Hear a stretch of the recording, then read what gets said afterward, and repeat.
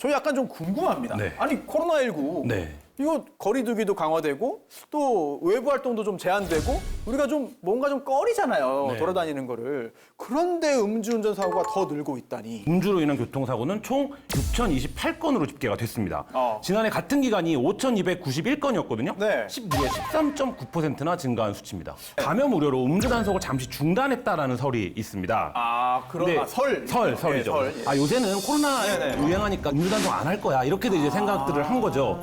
경찰은 이에 대해서는 이제 검사 예. 방법을 바꿨고 횟수는 이제 평상시와 크게 차이 나지 않는다 이렇게 이제 해명을 예. 했고요. 네. 전철 등의 심야 운행이 줄어들었고 네. 사람들이 이제 대중교통으로 이용할 경우에 접촉이 일어날 수도 있으니까 예. 자가 운전들을 많이 하는 거죠. 그래서 아무래도 이 부분이 음주 사고가 늘어난 데 영향을 미친 게 아닌가 이런 이제 분석들이 나오고 있습니다. 술 마시고 운전하다가 사고 내서 사람을 이제 다치게 하는 경우도 있잖아요. 이럴 때는 어떻게 됩니까? 그렇죠. 이제 도로교통법 148조의 2에 음주운전을 규정을 하고 있고요. 특정범죄 가중 처벌 등에 관한 법률이 적용이 됩니다. 예. 사람을 다치게 한 경우에는 1년 이상 15년 이하의 징역 또는 1,000만 원 이상 3,000만 원 이하의 벌금에 처해질 수가 있고요. 네.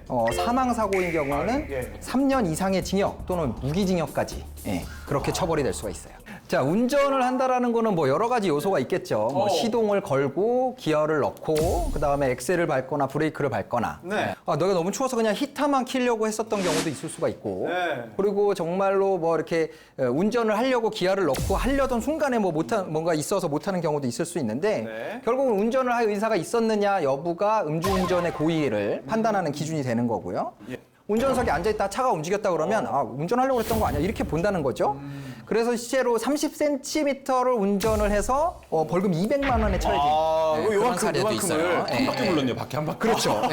도로가 아닌 곳에서는 음주운전 적용이 안 그렇죠. 됐었는데 네. 이게 문제가 있다라고 해서 이제 네. 도로를 전제로 한 규정을 없애버렸거든요. 그래서 주차장에서도 당연히 적용이 되고요. 네. 그리고 이제 운전의 의사로 운전을 하면 그러면 무조건 이제 형사처벌을 받게 되는 거고 네. 다만 0.08% 이하인 경우에 그때는 감면을 해줄 수 있다. 뭐 네. 생계 유지가 곤란하다거나 네. 이런 경우에 이제 감면을 해줄 수 있는 규정이 좀 마련돼 있죠. 음주운전자와 같이 타고 있어도 처벌 대상. 아. 이 부분입니다. 음주 상태로 차를 이제 운전한 사람만 그 처벌이 내려지는 것으로 알고 있는데요. 사고가 발생할 경우에는 운전자뿐만 아니라 동승석에 앉은 사람에게도 처벌이 내려질 수 있습니다. 그래서 유형을 몇 가지 살펴보면 운전자가 음주운전을 하려고 하는 사실을 알면서도 뭐 차키를 건넸다거나 차 좀 몰아줘 이렇게 권유를 했다거나 술을 판매한 업주 이런 것까지도 이제 처벌의 대상에 포함을 시키겠다 이렇게 이제 발표가 됐었어요. 사건의 개요를 조금 말씀을 드려볼게요. 예. 지난 이제 3월 30일 밤 11시 5분경입니다. 일산 동구 제2자유로에서 일어난 음주운전 사고입니다. 과속운전을 하며 달려오던 가해 차량이 뒤에서 박으면서 차량이 한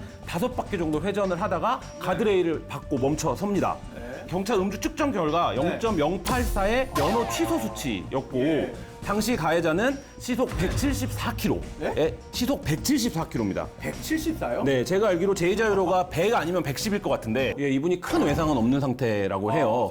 뭐 어깨, 뭐 허리에 통증이 심해서 현재까지도 계속 통원 치료를 받고 있는 그런 상태라고 합니다. 그런데 거기에 또 문제가 있습니다. 뭐죠? 이 음주운전 사고의 예. 가해자가 예. 초범이 아니라는 거예요. 더 첩첩산중은 네. 이분이 보험이 전혀 없는 상태였고 그래요? 사고 다음 날에는 피해자 네. 아버지한테 전화를 걸어서 네. 자기는 보험도 없고 나는 돈도 없다 이런 말만 이제 늘어났다는 거예요. 도대체 손해배상을 어떻게 받아야 하는가 이게 이제 예. 이분의 의뢰해온 내용입니다.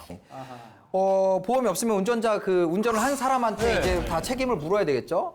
운전을 한 사람이 가해자가 돈이 없다. 네. 그럼 사실상 받을 방법이 없는 거예요. 그 사람 명의로 돼 있는 재산이 없다 그러면 도움을 드린다면 네. 자동차 보험을 가입하실 때 무보험차 상해 보장 특약이라는 게 있습니다. 어. 상대방 차량이 보험 처리가 안 되는 차량에 의해서 사고가 났을 때 내가 가입한 보험사에서 보험금으로 일단 보상을 받을 수가 있는 거예요. 그다음에 보험금을 지급한 보험사가 실제 사고를 낸 가해자에게 구상권을 네. 행사하는 거죠. 근데 음주운전의 이제 과속, 뭐 재범인데 보험도 없고 합의금은 물론 이제 손해배상도 할 수 없다라고 하는데 지금 말씀하신 얘기를 좀 국가나 정부나 사회가 좀 나서서 어떻게 좀 제도적으로 구제할 방법을 좀 만들어야 되는 게 아닌가 이런 생각도 드네요. 자동차 손해배상보장법에서 국가가 이런 부류의 사고, 보상을 받지 못하는 사고에 대해서 보장 사업을 운영해야 된다라는 규정이 있기는 있어요. 종합보험도 가입할 능력이 없는 사람이라면 저는 차를 운전해서 안 된다. 아하, 그렇습니다.